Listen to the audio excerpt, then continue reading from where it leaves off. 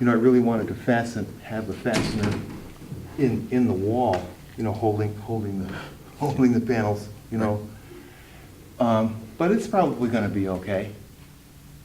I'm counting on Murphy showing up. Yeah, it goes Lichfield, Hartford, Towne window. Nice. Over here, then New London, Middlesex, New Haven, and Fairfield. So how will it be sleeping at night after decades of having them in your garage or in your basement, and now they're going to be here?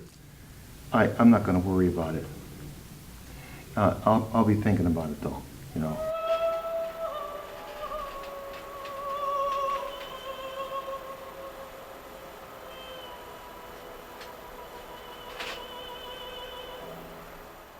That's Renee Fleming, who's on our short list of... I'm still in the process of working out the finished, most important, I think, nuances in the Lichfield County panel. The importance of that panel relative to the other 7 panels is that it's the one that I used to adjust the sizes and placement of the figures. The figures are the 300-odd portraits of people that amount to one of the 4 most important elements in the mural composition. The Lichfield County figures are set up so that the figures in the other 7 counties are in sync with them.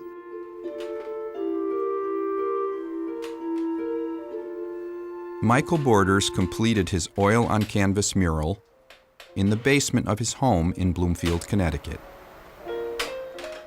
8 panels, 1 for each county. Each 5 feet wide by 10 feet high.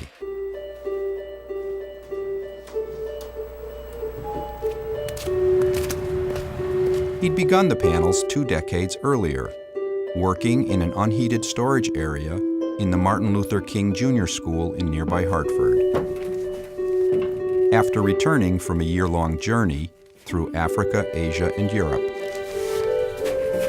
I went overseas in the mid to late 70s and came back with some ideas. One of the ideas that I had was the fact that the marketplace is a universal entity. There's a marketplace everywhere. So I thought about doing a composition that was relevant to Connecticut and that identified the character of Connecticut.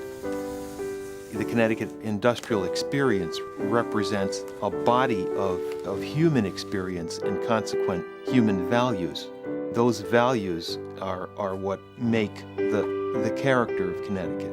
And that's my interest, to reflect human experience, human values, culture. I figured that is my function as artist. I'm really resolved to getting it done because it's really what I think I'm supposed to be doing at this point. My original idea was to just take a history book and illustrate it. I figured I could go through a history book and just pick out some things and jazz it up and have it be pretty, and then just put that out there. I figured it'd take me about 6 months. But there wasn't a history book, a historical synopsis on Connecticut industry. It didn't exist. So I had to do basically the research myself. I realized the more I got into this thing, that whatever I articulated had to make sense. In order to do that, I had to go back and begin to construct a scheme that would enable the viewer to really lock into this thing. I've tried to keep the arrangement of elements simple so that people can distinguish between symbols, between elements, so that the whole statement is a clear one and not a confusing one. Artistically, it was a new idea. And historically, it's a new expression. especially as a portable mural. So this mural, is intended to spark people, to give people a real idea of what Connecticut industrial history looks like, so that people can better understand the Connecticut environment and self, really. The next step is the transferal of lines to the canvas. Now, I've got the lines in place and in sync. So I'll drop a section of graphite paper behind this pattern and transfer the lines. I went to the local town libraries. I went to every major Chamber of Commerce and local library in the state. Chamber of Commerce to find out what is happening in contemporary Connecticut. I also talked to the local historians, town historians, area historians.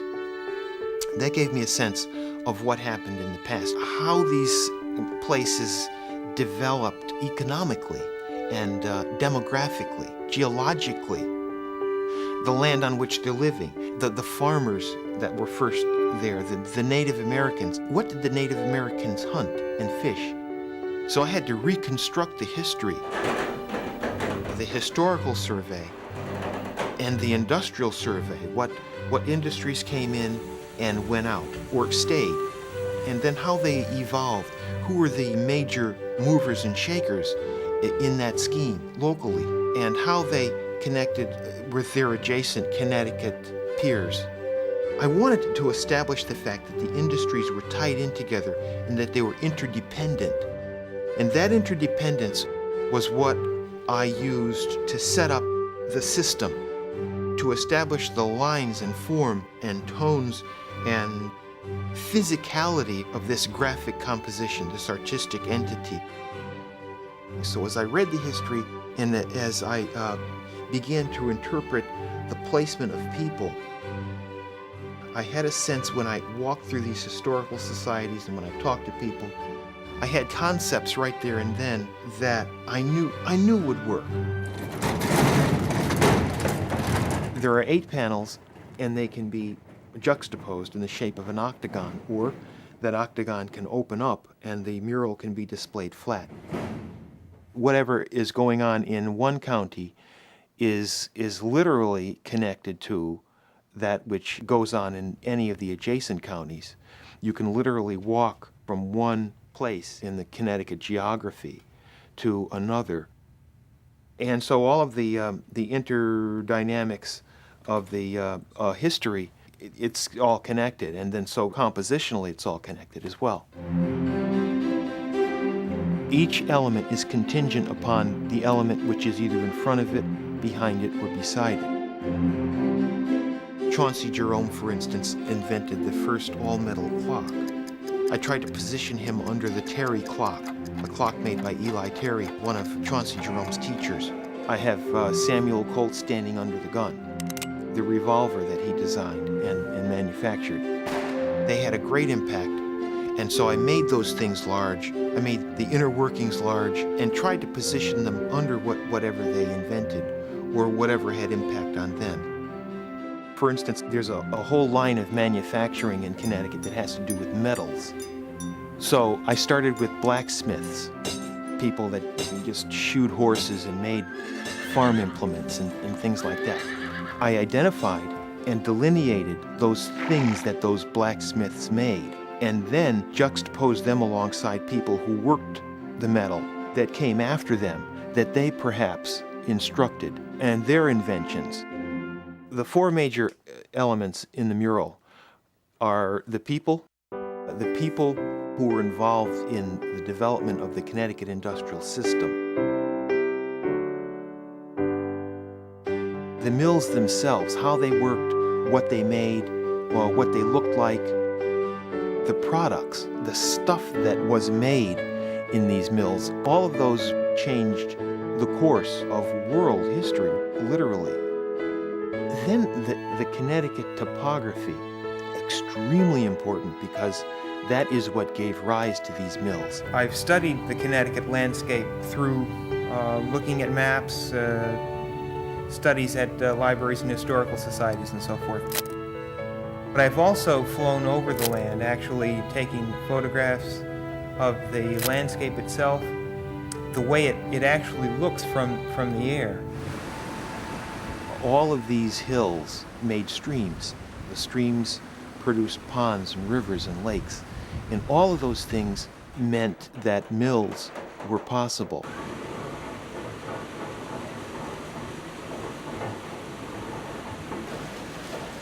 "10 months have passed.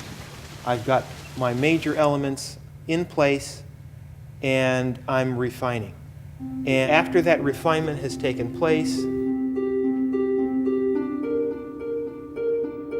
I can begin to think in terms of color. Some of the counties are more industrial or overall more agricultural. Those that are more agricultural tended to be rendered in blues and greens. Mostly industrial counties in warm tones, reds, oranges, yellows. The overlays are my roadmap in the execution of the mural. They allow me to understand where the pigment is going to be placed and what the elements look like beside their adjacent elements. The character of the environment determined the character of Connecticut industry, at least initially, until steam came in.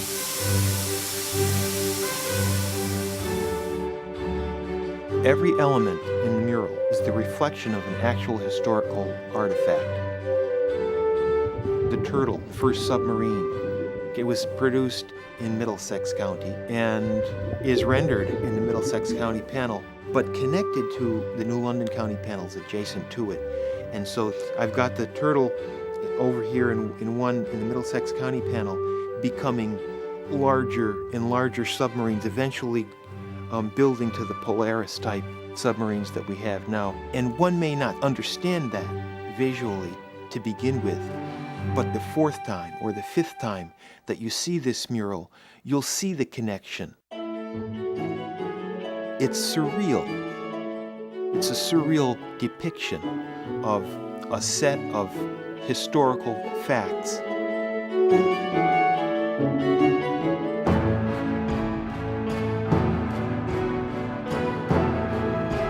When the 8-paneled structure is open flat, it looks like a massive machine. And all of this elementation is a relentless experience visually.